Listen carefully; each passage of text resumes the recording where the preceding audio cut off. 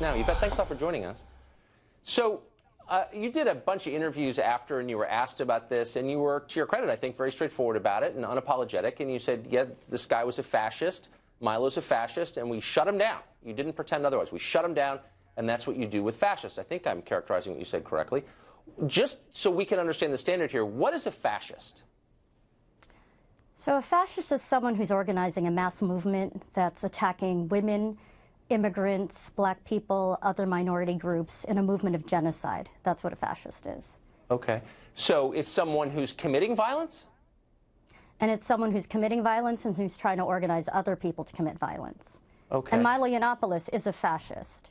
Okay. So he's committed acts of violence against the protected groups you mentioned?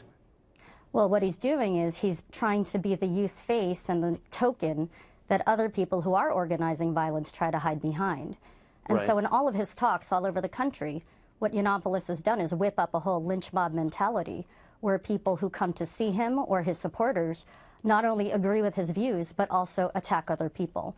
And that was certainly true in Washington State when one of his supporters came and actually shot an anti-fascist protester.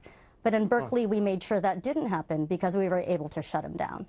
So, but you're conceding that Milo himself has not committed acts of violence, and nor has he incited violence by the legal definition. He'd be in jail if he did. But you're saying that because people who agree with him have committed violence, he should not be allowed to speak. You know, fascist movement takes many forms, and it always tries to have one form that looks respectable and a little bit milder. But Yiannopoulos isn't just a stand-up comedian, and he isn't someone who just has ideas and posts them up on YouTube. He's someone who is funded by Breitbart and Steve Bannon to go around to college campuses to try to recruit other young people to then conduct those attacks on his behalf and on Trump's behalf. But I'm really, really glad to say that thousands of us were out there last week, or February 1st, and made sure that there were thousands of us to make sure that we defended our campus, this community, and especially the immigrant and Muslim students who were under attack and have been under attack by him and other fascists. Right, and by using violence, I mean, you don't shy away from that by any means necessary is the name of your group, and so it implies violence. So what should we do with fascists? I mean, if you think that someone is espousing genocide, what should we do with them? I mean, should that person be allowed to walk free? Should we put him in jail? Should we kill him? Should we exile him? I mean, it's a sincere question. If you're willing to use violence because you think someone is espousing genocide, what's the penalty for that? Well, first we've got to make sure we nip it in the bud, and we make sure that they're not allowed to recruit and act as if it's respectable to call for the mass murder of millions of people, in fact, millions who make up the majority of people in this nation at this point.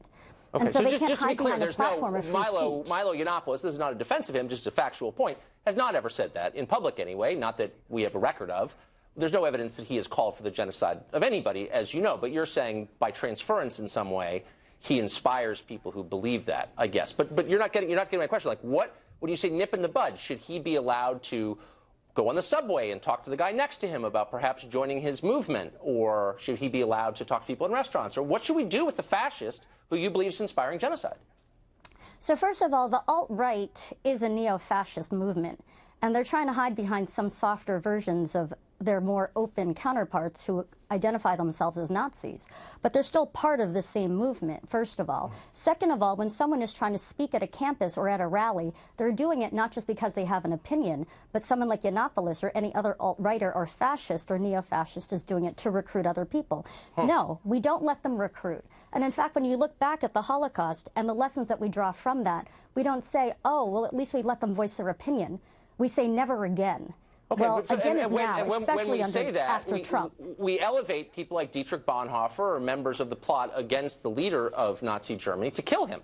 So, I mean, that was the response, of course, to the leader of that fascist movement. Most people think it was legitimate. Do you think, you're not answering my question, that people like Milo, who you've decided are fascists, should be allowed to speak in public? You said they weren't allowed to speak at Berkeley. He should not be allowed to speak in public to spread his racist and misogynistic and homophobic lies. No, he does not have the right to do that. What about when he's using his speech to whip up attacks on people? No, he doesn't have the right to do that. So and to spread lies about our humanity? No, he doesn't. Okay, so you're not allowed to say things that you think are untrue. Well, I mean, of course, in the case of Berkeley, no, that's not what I said.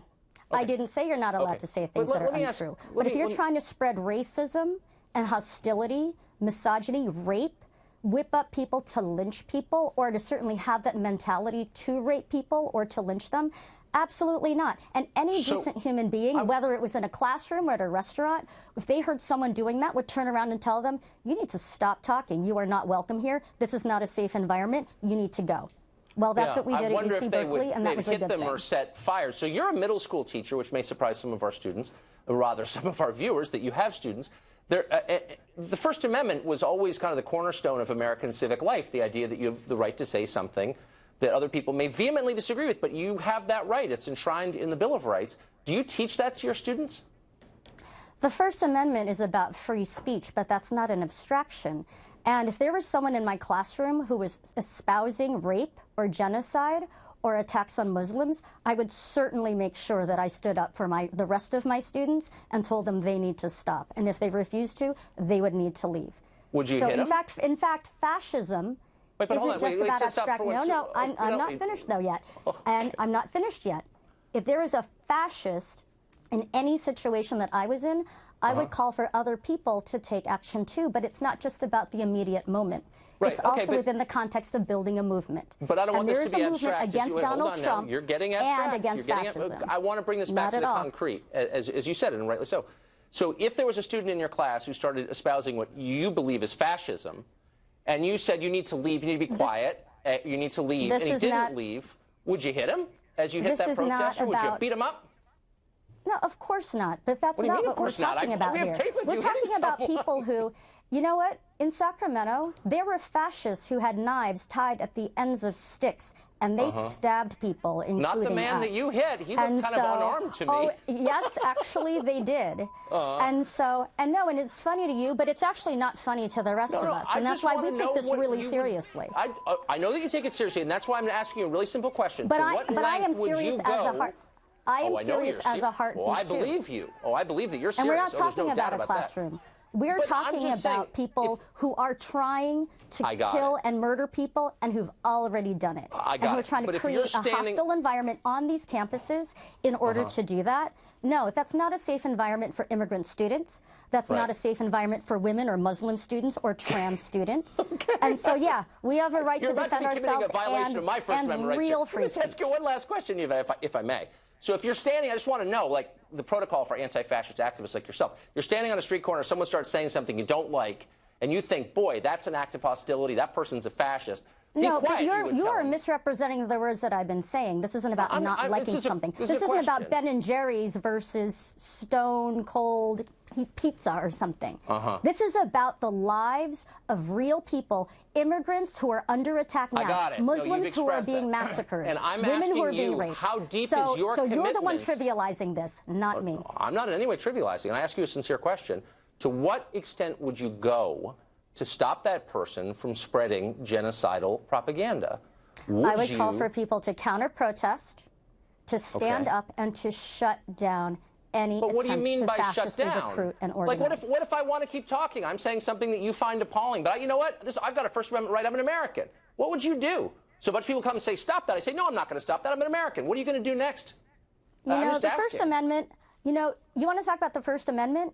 Coretta Scott King's letter wasn't allowed to be read on the floor of the Senate last week under the Constitution in the Senate. That's exactly what happened. And yet, at the same time, you're the one then who's actually trying to defend someone like a fascist speaking and recruiting at a college campus. All right, Yvette, I'm proud to say that we all stood up and we shut him down. Speech rights. All right, thanks for coming on and showing us what you believe.